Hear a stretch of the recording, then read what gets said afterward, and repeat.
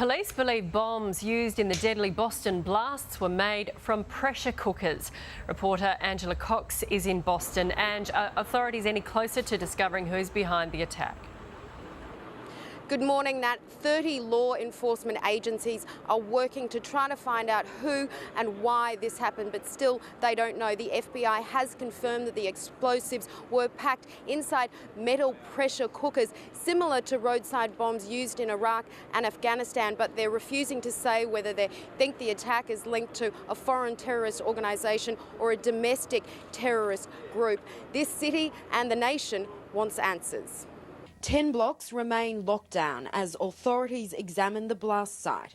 We are in the process of securing and processing the most complex crime scene that we've dealt with in the history of our department.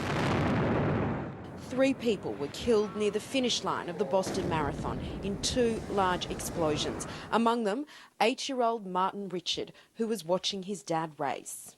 To know that that little boy will never come home again it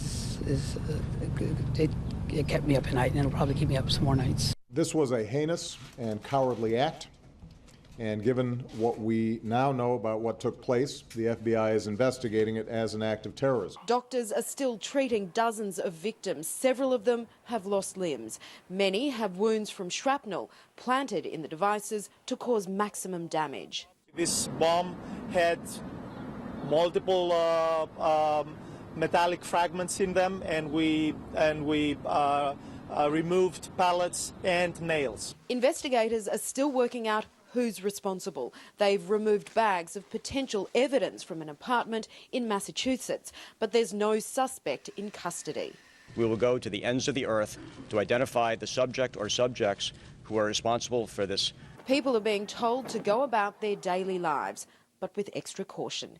Authorities here have also identified the second victim of the blast, 29-year-old Crystal Campbell. She was waiting at the finish line cheering on her boyfriend when the bombs went off. Her father says she was very loved, she was very opinionated. That's what her friends liked about her so much. They're devastated. Nat.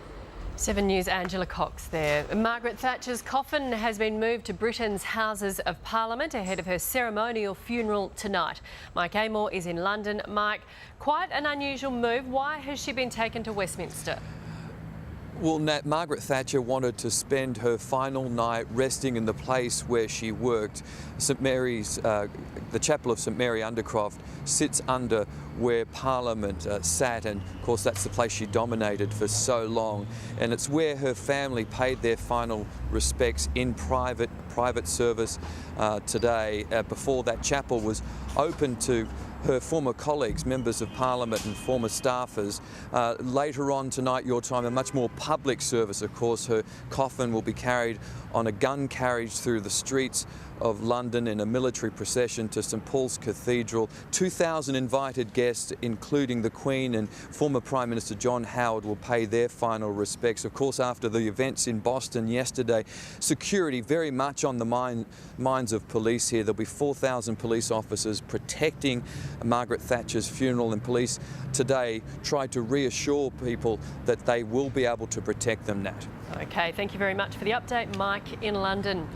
The most powerful earthquake to hit Iran in more than 50 years has killed dozens of people. State TV is reporting at least 40 dead. The 7.8 magnitude quake was felt from New Delhi to Gulf cities, sending people out onto the streets. It happened less than a week after another quake hit Iran's Persian Gulf coast, killing at least 37 people. Thieves have smashed a car into a convenience store in Sydney overnight, causing extensive damage to the business. Security pictures show the vehicle being reversed into the doors before 2 people forced their way in. To see what you can see now, it's depressing and annoying and upsetting, you know. The owner says they stole the cash register and caused thousands of dollars damage. A woman has been assaulted in a violent home invasion in Sydney's West. Paramedics were called to a house at Laylaw Park overnight, where they treated a woman in her 40s. It's believed she was bashed with an unknown object during the attack. She was treated at the scene and is now helping police with their inquiries. An elderly woman has been rescued from her burning bedroom at a retirement home in Melbourne. The 86-year-old woke last night to see a fire next to her bed.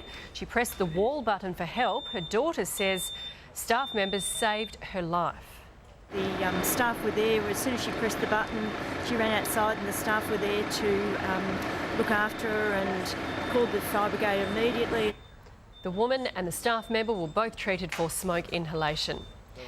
And a Melbourne animal shelter is looking to find a home for one very lucky kitten. The 10-week-old stray was spotted cowering inside the city's busy Burnley tunnel. Staff who helped rescue the kitten have nicknamed him Dodge.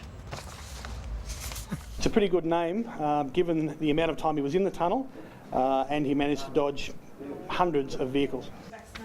There you go, Dodge will be available for adoption next week.